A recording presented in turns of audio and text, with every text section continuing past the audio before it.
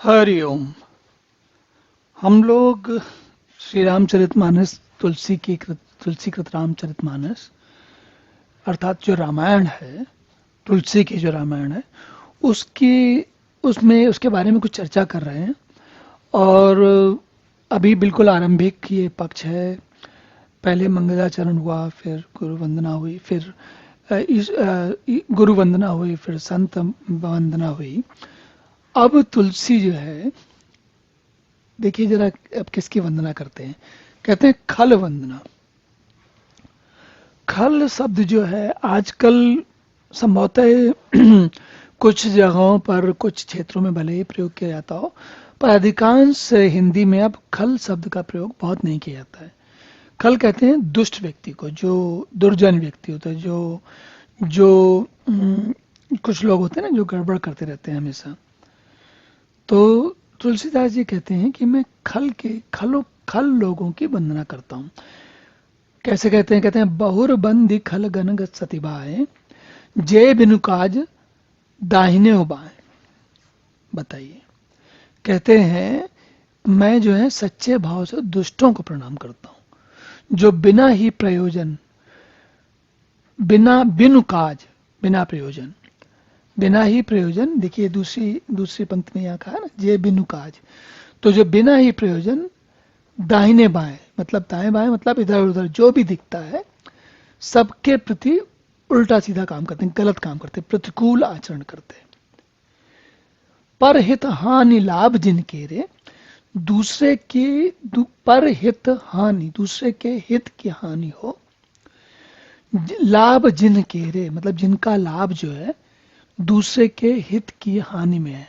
देखिए भाषा का आनंद है ये। परहित, परहित क्या है? उसका उल्टा हुआ, उसकी हानि हो रही। और हानि, इस हानि का लाभ में जिसको फायदा लाभ हो रहा है उसको कहते हैं दुष्ट। दुष्ट कौन है? जिसको मतलब कोई मोहल्ले, गली मोहल्ले में, नगर में, समाज में जो क्या होता है ना, कई लोग ऐसे होते हैं जिनको कि हर काम में, दूसरे के हर काम में कुछ गड़बड़ी दिखता है। या तो गड़बड़ दिखता है या फिर वो चाहते हैं कि बिगड़ जाए। अगर दूसरा अन्य लोगों का काम बनता होगा तो इन लोगों को अत्यधिक जो है वो कष्ट हो जाता है। उसको, उस कष्ट को, उसके लिए एक विशेष शब्द है, अमर्ष। अमर्ष का अर्थ होता है दूसरे के हित को देख के जो जलता है, ताप हो जाता है इसको। तो कहते हैं उजरे हरस विषाद बसेरे, जिनको दूसरों के, मतलब जिनके दूसरों के उजड़ने में या उनकी, उनके कष्ट होने में, या उनको दुख होने में जिनको बहुत हर्ष होता है, और अगर उनका सब कुछ सही सलामत चलने लग जाए तो इनको बहुत विषाद हो जाता है। विषाद हो जाता है मतलब दुख हो जाता है, बड़ा कष्ट हो जाता है कि अब क्या करें इनका, कैसे कैसे ऐसा सामने वाला। जैसे होता है ना, कभी कभी कहा जाता है पड़ोसियों में कि कोई, किसी एक का कोई पड़ोसी है बहुत अच्छा, उसकी प्रगति हो रही है, उसका खुद का जो कार्य व्यापार अच्छा चल रहा है, पैसे आ रहे हैं, बच्चे अच्छा कर रहे हैं, पत्नी अच्छा व्यवहार कर रही है, पति पत्नी में आपस में सामंजस्य है, सब कुछ है। तो ऐसे में क्या होता है, जो ये खल पड़ोसी होता है, ऐसा पड़ोसी जो खल वाला है, खल स्वभाव वाला है, वो क्या करता है, उसको तो पता है ये कितना जलन हो जाती है, कितना कष्ट होता है, कितना परेशानी हो जाती है। तो तुलसी क्या कह रहे हैं कि मैं उनकी वंदना करता हूं। अब आप सोचेंगे कि इनकी वंदना क्यों कर रहे हैं, तो आप ये समझ लीजिए कि वो जो, जैसे ट्रकों में पीछे लिखा रहता है ना कि बुरी नजर वाले तेरा मुंह काला, या फिर वो कुछ लोग जूता लटकाते हैं गाड़ी ट्रक में पीछे, या कुछ लोग वो नींबू इत्यादि, नींबू मिर्चा इत्यादि को जो है ना, नजर न लगे उसके लिए करते हैं।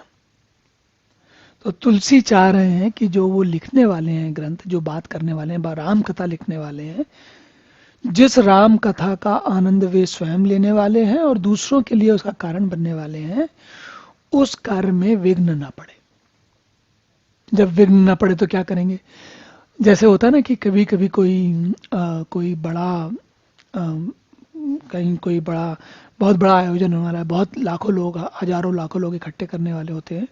तो क्या होता है कि पुलिस वाले जितने भी गली मोहल्ले के, शहर के जो आपराधिक तत्व होते हैं, उनको पकड़ के खाली बगैर किसी कारण से ही उनको बंद कर देते हैं, हवालात में, जेल में, जो भी कहो, कारागार में।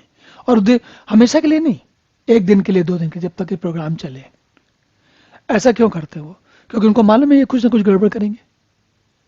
तो तुलसी भी उनका खलों की वंदना इसलिए कर रहे हैं, कह रहे हैं कि भाई तुम जो है अपना तो हमारा अपनी नज़र मेरे ऊपर मत डालना, कहीं और अपना काम करो।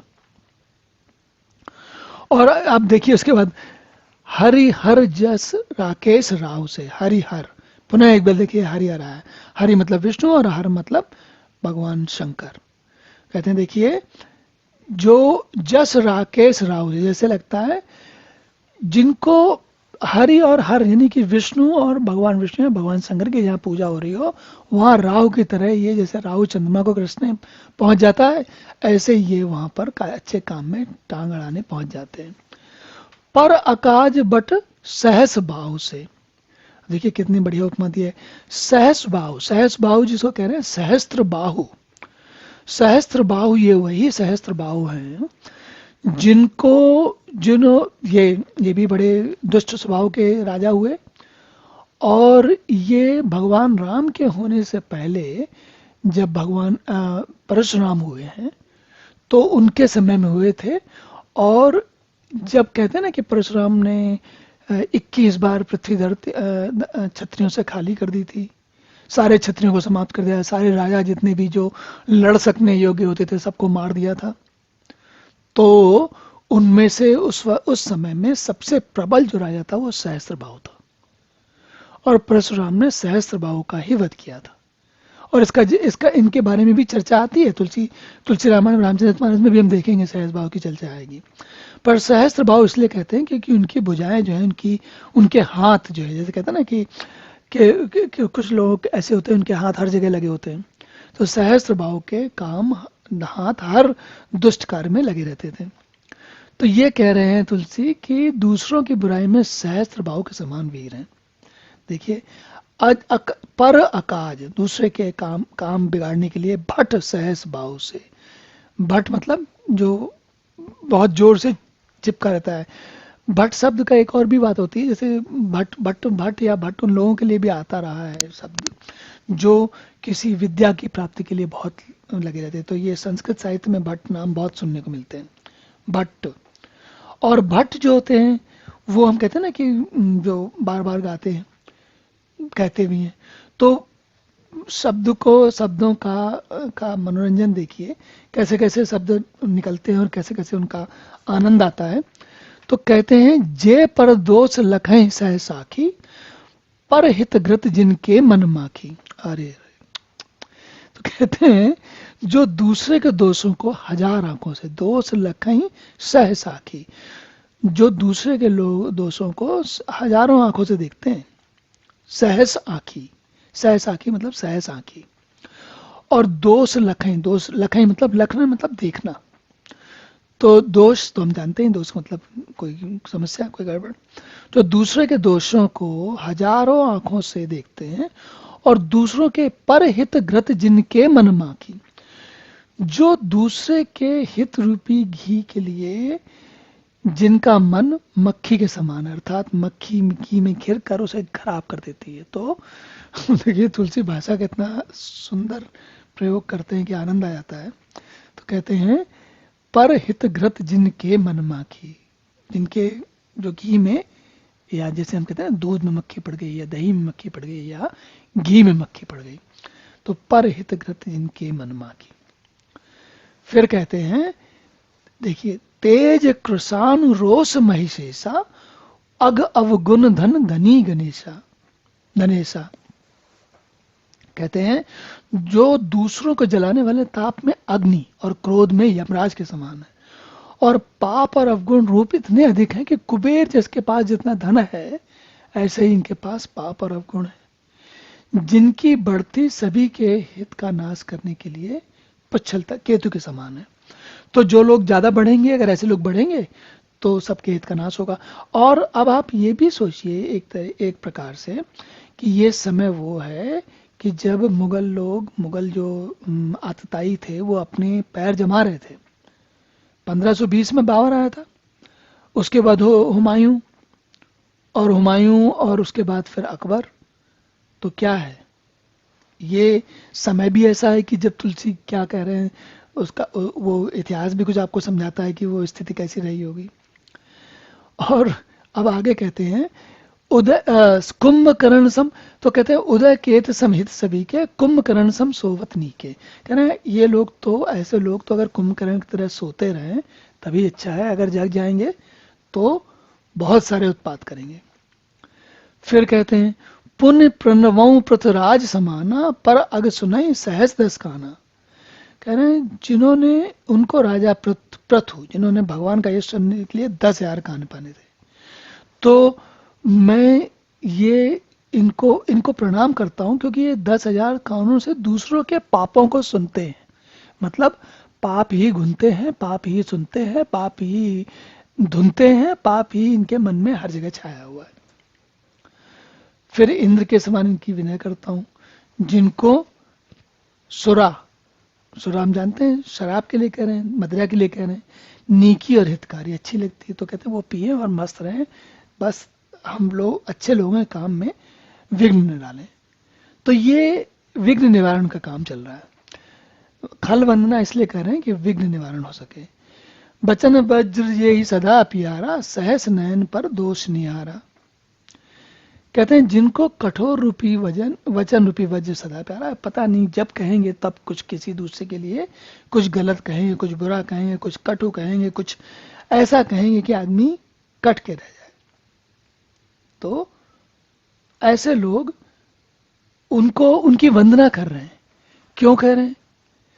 तुलसी उनकी वंदना इसलिए कह रहे हैं क्योंकि ये जो लोग होते हैं उनके कारण तुलसी का जो उत्साह है वो हमेशा बढ़ा रहता है। कहते हैं अगर ये लोग ना हो तो हम शांत मन से चल रहे हैं, अपना काम चलता रहे। तो तुलसी ये कह रहे हैं बार बार कि भाई इनके कारण तो मुझे बहुत, मेरा ध्यान बार बार प्रभु राम पर जाता है, और इसीलिए मैं बार बार इनकी वंदना करता हूं। और फिर क्या कहते हैं, उदासीन अरिमीत हित, सुनत जरहि खल रीत, जानि पान जुग जोर जन, बिनती करे सप्रीत। तो कहते हैं उनसे सप्रीत विनती करता हूं। फिर से कहते हैं फिर उसके बाद तुलसी यहाँ पर देखिए, ये भी एक आनंददायी बात है। कहते हैं मैं अपनी दिस कीन नहीं हो रहा, तिन निज और न लाहु भोरा, 22 पली हैं अति अनुरागा, हो निरामिस कबहू की कागा। क्या ये उपमा भी क्या आनंददायी है। कहते हैं मैंने अपनी ओर से विनती की, मैं अपनी दिस कीन नहीं हो रहा, मैंने अपनी तरफ से नियोर कर ली, विनती कर ली, उनको कह दिया कि भगवान आप थोड़ा सा मतलब दूर रहो, हमसे ज़्यादा पास नहीं आओ। पर कहते हैं तिन निज और लड़ाओ भोरा, पर वो लोग छोड़ेंगे नहीं, वे अपनी ओर से कभी नहीं झुकेंगे। कैसे? कहते हैं कौओं को चाहे कितना पालिए, पर वो क्या मांस छोड़ देंगे? क्या कौवे मांसाहारी होते हैं? तो कह रहे हैं उनको तो भाई वो तो जितना मर्जी आप पालिए, जो कुछ करिए उनके साथ, कौवे तो कौवे ही रहेंगे। तो ये सारी जो विघ्न निवारक यंत्र समझिए आप तुलसी का इनको, और बिल्कुल अभी आरंभ है रामायण का, रामचरितमानस का बिल्कुल आरंभ है।